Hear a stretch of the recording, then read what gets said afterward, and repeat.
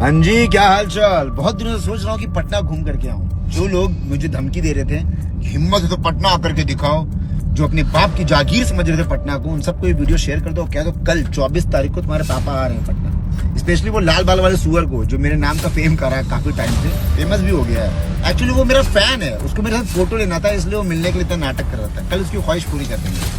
पूरा लोकेशन बताऊंगा भाई, जहाँ जहाँ तुम लोगों ने बोला था, मरीन ड्राइव, छपरा, हर जगह जाऊंगा।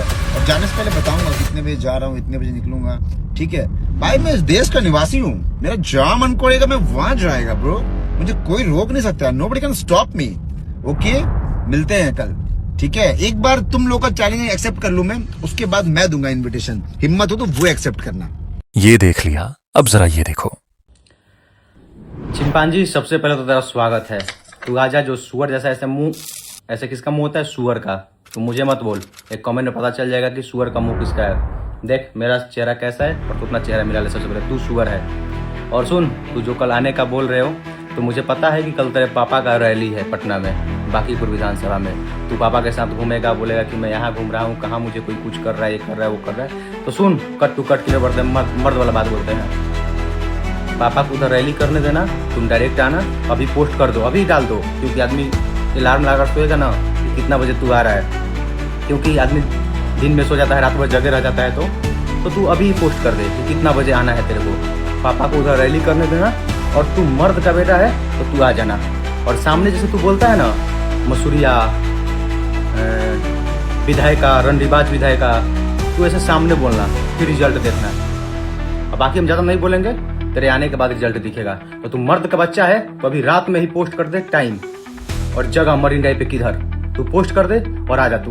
बस अभी मत बोलना कि हम लोग सोए हैं, तुम आके घूम के चला गया कि मैं यहाँ आया था, यहाँ घूम लिया, वहाँ ये मत करना है। डिंग मत हाँकना।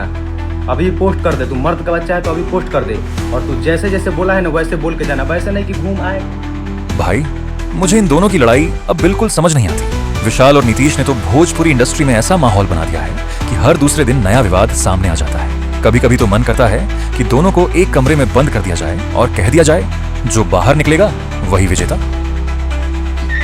लेकिन सच कहूं, इससे किसी का भला नहीं होने वाला। सबसे हैरानी की बात यह है कि दोनों अपने अपने स्टार की इज्जत बचाने के बजाय सोशल मीडिया पर एक दूसरे को नीचा दिखाने में लगे हुए हैं। ऐसा लगता है जैसे असली मुद्दा कलाकार नहीं, बल्कि फैन वॉर बन चुका है। हर दिन नया वीडियो, नया आरोप और नई बहन। लेकिन यहाँ सबसे बड़ा सवाल यह है कि आखिर पवन सिंह और खेसारी लाल यादव खुद इस पूरे मामले पर चुप क्यों हैं? क्या उन्हें नहीं पता कि उनके नाम पर क्या क्या हो रहा है? या फिर उन्हें लगता है कि ये विवाद उनके मार्केट को और बड़ा बना रहा है? अगर ऐसा है तो ये सोचने वाली बात है, क्योंकि दोनों भोजपुरी इंडस्ट्री के बड़े और सीनियर कलाकार हैं। लाखों लोग उन्हें अपना आइडल मानते हैं। ऐसे में अगर उनके नाम पर लोग आपस में लड़ रहे हैं, गाली गलौज कर रहे हैं, तो कहीं ना कहीं उन्हें सामने आकर अपने फैंस से शांति बनाए रखने की अपील करनी चाहिए। देखिए, प्रतिस्पर्धा हर इंडस्ट्री में होती है, लेकिन जब वही प्रतिस्पर्धा नफरत और गाली गलौज में बदल जाए तो नुकसान पूरे भोजपुरी सिनेमा का होता है। बाहर के लोग भी फिर यही कहते हैं कि भोजपुरी इंडस्ट्री में सिर्फ विवाद ही विवाद है।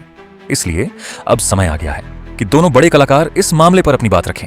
अगर एक छोटा सा संदेश भी दोनों की तरफ से आ जाए कि फैन वॉर बंद करो और कलाकारों का सम्मान करो, तो शायद आधी लड़ाई वहीं खत्म हो जाएगी। बाकी दोस्तों, ये मेरी व्यक्तिगत राय है।